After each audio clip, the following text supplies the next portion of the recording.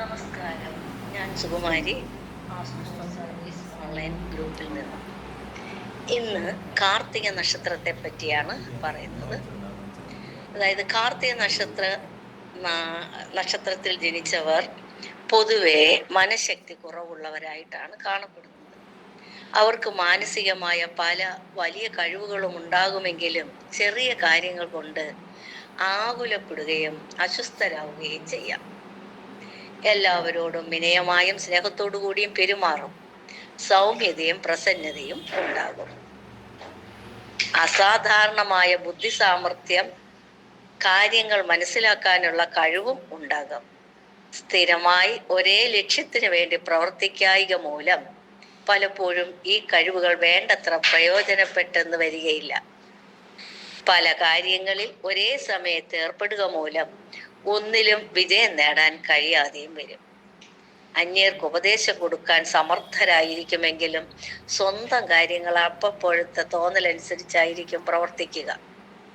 കൂട്ടുപ്രവർത്തനത്തെക്കാൾ സ്വന്തം നിലയിലുള്ള പ്രവർത്തനത്തിലായിരിക്കും താല്പര്യം കാണിക്കുക. ഒരേ സമയത്ത് രണ്ട് വിധത്തിൽ ചിന്തിക്കുന്ന സ്വഭാവമുണ്ടാകും. ധനമോഹം കുറവായിരിക്കും. ദാനധർമാദികളിൽ കൂടുതൽ താല്പര്യവും കാണിക്കും. ആരെയും ആശ്രയിച്ച് കഴിയാനോ അതുകൊണ്ട് നേട്ടമുണ്ടാക്കാനോ താല്പര്യവും കാണിക്കുകയില്ല.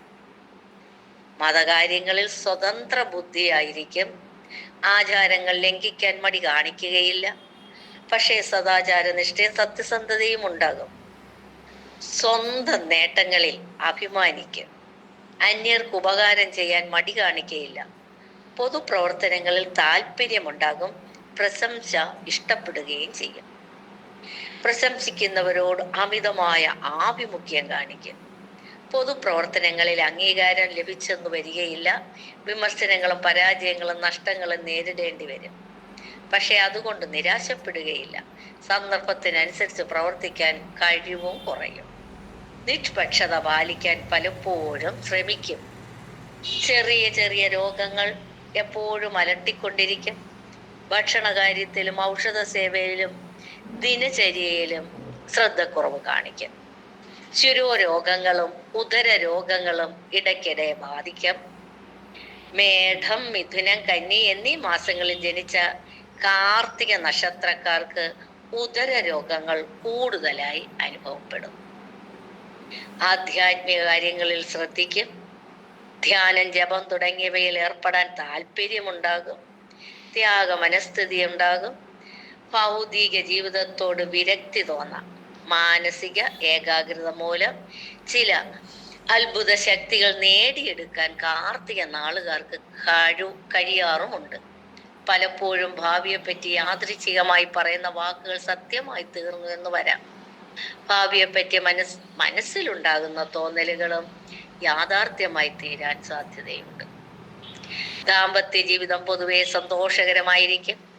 താരതമ്യേന കുറഞ്ഞ പ്രായത്തിൽ തന്നെ വിവാഹം നടക്കും.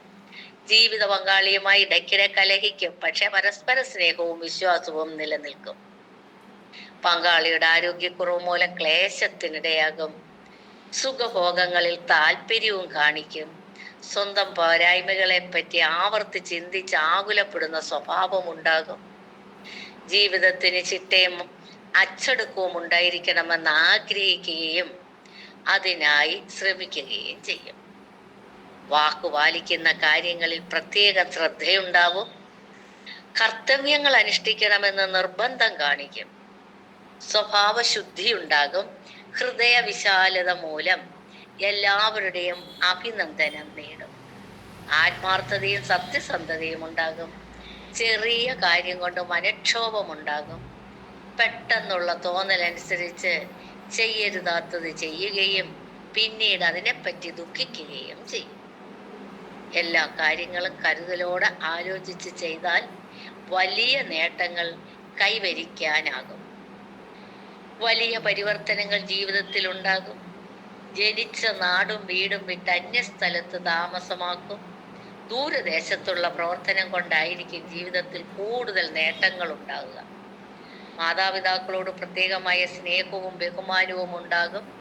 മാതാവിനോടായിരിക്കും കൂടുതൽ അടുപ്പം. ആരോഗ്യം പൊതുവെ മെച്ചമായിരിക്കുമെങ്കിലും എപ്പോഴും എന്തെങ്കിലും അസുഖം അനുഭവപ്പെട്ടുകൊണ്ടിരിക്കും. ബാല്യകാലം ക്ലേശകരമായിരിക്കും.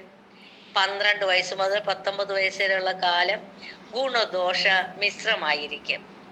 20 വയസ്സിനും 38 വയസ്സിനും ഇടയ്ക്കുള്ള കാലത്ത് നല്ല അഭിവൃദ്ധി ഉണ്ടാകും. ഈ കാലത്ത് ആരോഗ്യക്കുറവ് അനുഭവപ്പെടും. 38 വയസ്സ് മുതൽ 57 വയസ്സ് വരെ ശാന്തവും സന്തോഷകരവുമായ ജീവിതം നയിക്കും. പക്ഷേ സാമ്പത്തിക നേട്ടങ്ങൾ കുറയും. 57 വയസ്സിന് ശേഷം ആരോഗ്യ പ്രശ്നങ്ങൾ അലട്ടുമെങ്കിലും സാമ്പത്തികമായി നല്ല ഉയർച്ചയും ഉണ്ടാകും. നന്ദി, നമസ്കാരം.